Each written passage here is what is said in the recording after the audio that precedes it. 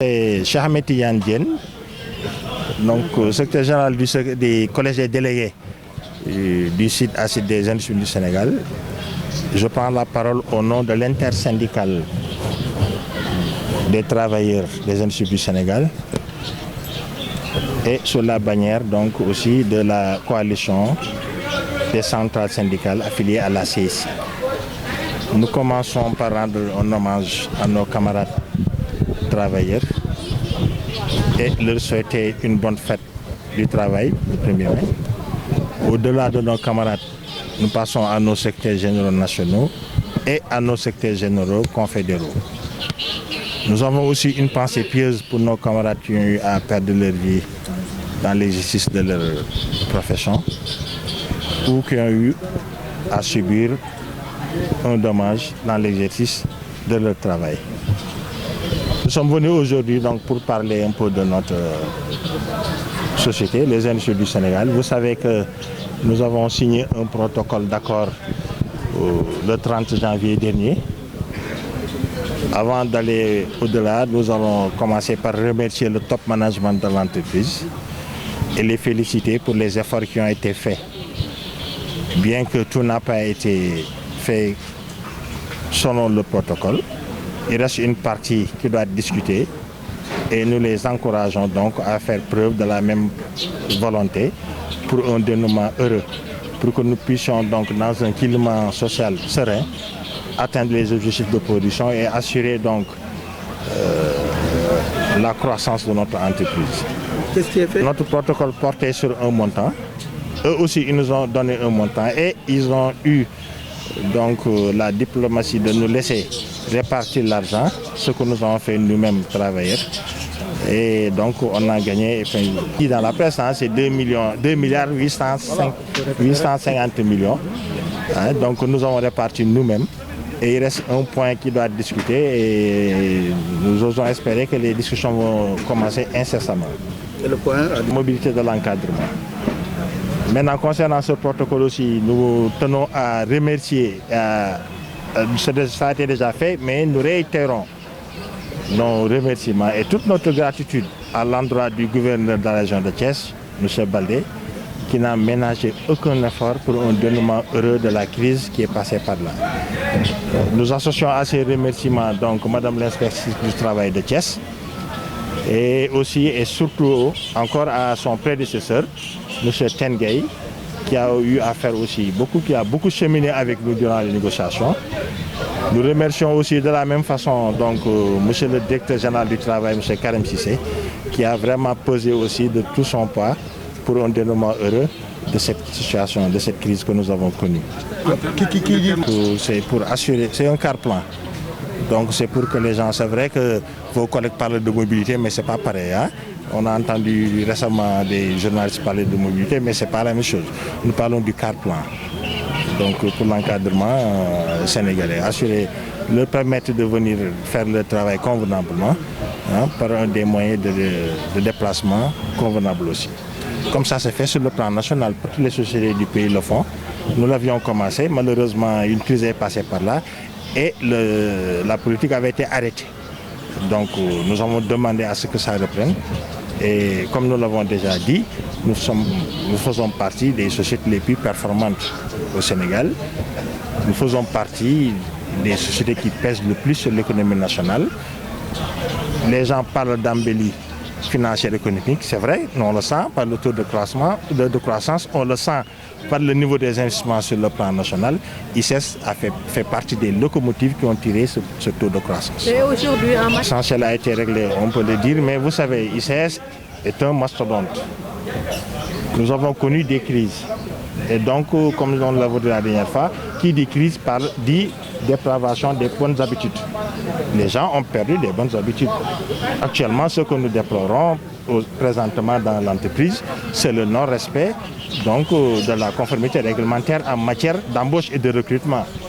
Et notamment, les gens transgressent donc le décret 2009-14-12 concernant les gens qui travaillent dans l'intérim. Là où nous vous parlons, il y a 19 pères de famille qui sont dans la rue. Pourquoi? Parce que les gens ne veulent pas respecter la loi.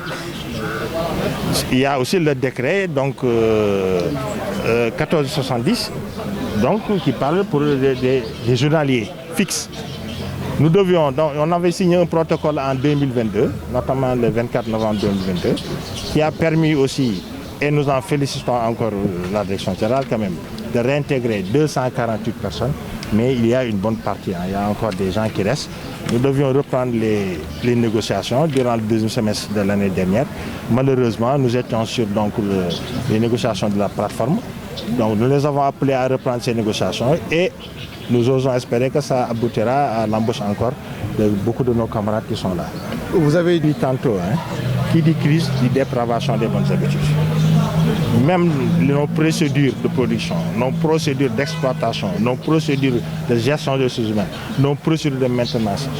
Donc vraiment, il ne faut plus respecter.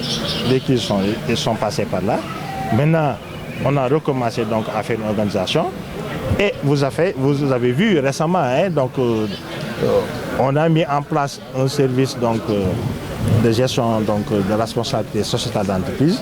Je pense que vous participez beaucoup maintenant à des inaugurations, à des postes de première paire. Nous les félicitons et nous les encourageons à continuer. Il y en a une qui s'est passée en début de semaine, il y en a une autre qui va se passer demain. Donc nous les poussons, nous les encourageons à faire plus et à prendre en charge les préoccupations des populations environnantes. Actuellement, c'est le cas. Nous ne cesserons de le dire, nous les félicitons et nous les encourageons à persévérer dans cette voie. C'est une forme d'organisation qui est là pour ce point précis et nous les appelons à faire aussi des efforts considérables pour ce qui concerne le reste de l'organisation, notamment la gestion du capital humain. Il faut que les gens donc, réorganisent donc, le département, la direction des ressources humaines. Ils n'ont qu'à faire des efforts pareils pour ça. Et l'autre effort, donc, je l'ai dit tantôt, c'est le respect donc, de la conformité réglementaire pour l'embauche. Vous parlez des travailleurs des industries du Sénégal, qui est une société constituée donc, d'un partenaire stratégique qui est majoritaire à hauteur de 85%, 78%. L'État est actionnaire. Il y a des choses qui relèvent de l'État. Vous parlez de politique étatique. Donc ça, c'est la responsabilité de l'État qui définit sa politique.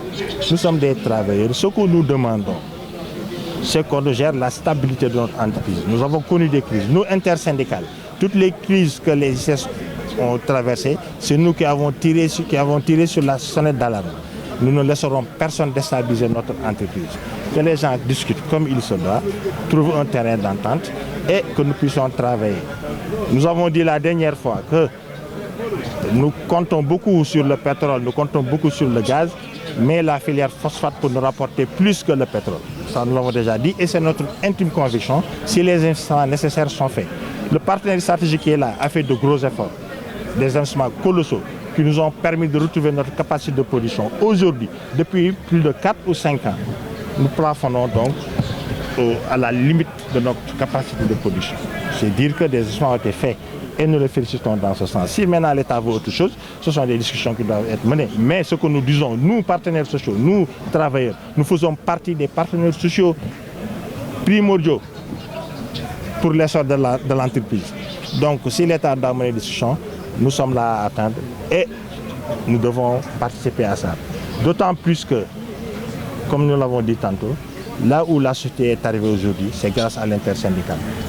La deuxième chose, nous avons connu un partenariat, une collaboration très bénéfique pour l'État et très bénéfique pour les travailleurs dans le passé, entre l'État et l'intersyndicale. Malheureusement, le gouvernement qui est passé a traversé les choses. Ce n'est pas la première fois qu'on en parle. Donc nous appelons l'État à reprendre cette collaboration et surtout que les ICS sont une entreprise qui touche à plusieurs leviers de l'économie. Nous avons parlé donc de tirer le taux de croissance en boostant les exportations. La deuxième chose, nous exportons en devises donc pour l'équipe de la balance commerciale. La troisième chose, je l'ai dit tantôt, des postes qui sont là à remplir donc pour l'embauche des jeunes, le travail des jeunes. Et le quatrième élément, c'est que nous sommes dans l'engrais. Donc nous pouvons aussi, et nous agissons aussi sur l'agriculture. Et c'est dans ce sens que nous appelons l'État quand même à collaborer avec l'intersyndicale des ICS, comme ça s'est fait dans le passé, pour que nous puissions attirer le maximum. Merci. Travailleurs. La mine de Taïba est là depuis 1957. plus de 60 ans. Ils ont un capital qui est là.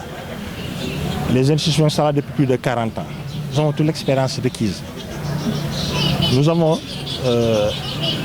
tout ce qui doit se faire, c'est le terme qui m'échappe. L'expertise, toute l'expertise est là pour assurer la production. C'est une question de moyens. Le partenaire est là, il a des moyens. Si l'État veut autre chose, qu'il s'entende, qu'on nous donne les moyens et qu'on nous laisse travailler dans la sérénité. C'est ce que nous disons. Pour que l'État prenne des moyens, renégocie ou demande à l'autre de partir. L'État redéfinit sa politique, oui, et discute avec le partenaire sur ce qu'il veut. L'État est actionnaire. Tout ce que nous disons, l'État est engagé dedans. Parce que l'État est actionnaire. Maintenant, entre actionnaires, c'est eux. D'ailleurs, nous rappelons que nous aussi travailleurs, du moment que nous avons tiré l'entreprise jusque-là, avec notre expertise, quand même, nous sommes dans la touche à attendre. Il faut nous impliquer dans cette affaire.